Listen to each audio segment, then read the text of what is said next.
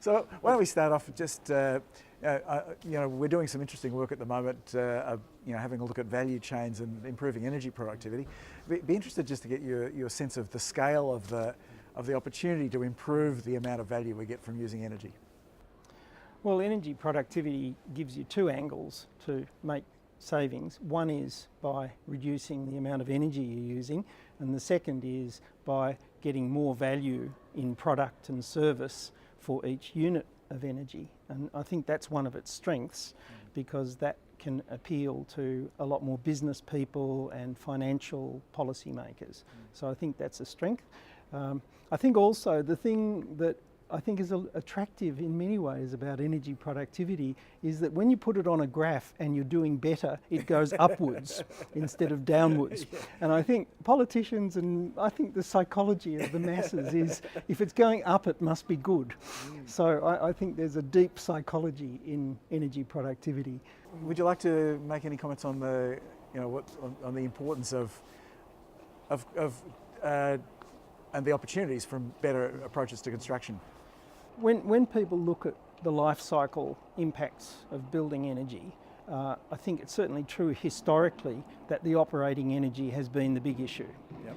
But what we're now finding is that as you achieve your 6-star neighbours rated building or your 9 or 10-star rated house, that the embodied energy in all the materials is starting to be pretty big, relatively. Yep.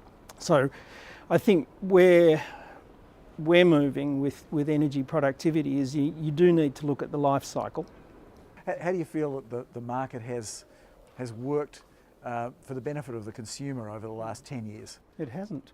We've got really expensive electricity and very little empowerment. It's been a total failure. But the issue for me is that they set it up wrongly in the 90s. Yeah. And the big interesting thing for me is it's taken so long for it to become obvious to a lot of people what a mess it is. Yeah.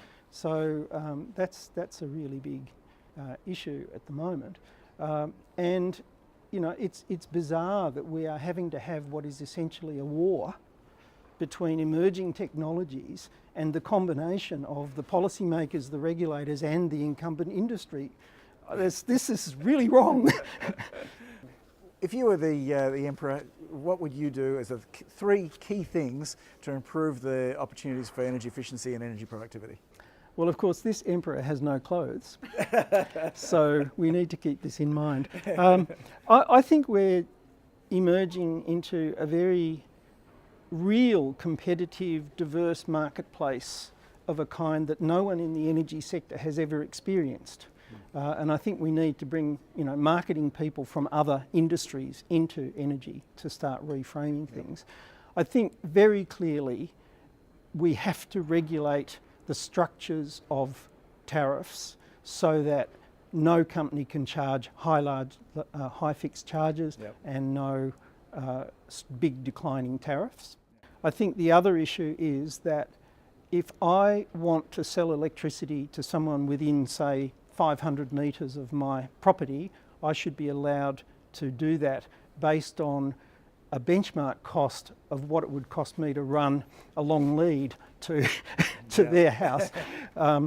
There's a really big problem here with the fundamentals of the way that the system works.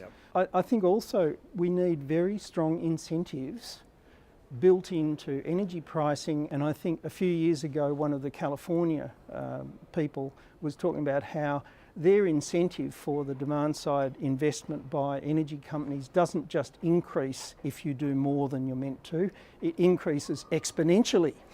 And that's the kind of incentive that makes business people interested. Yep. in mobilising, not just complying. Well, thank you very much, Alan. As the only other person that I know in the energy efficiency industry that's been in the business as long as I have and a co-worker, thanks very much for your time. My pleasure.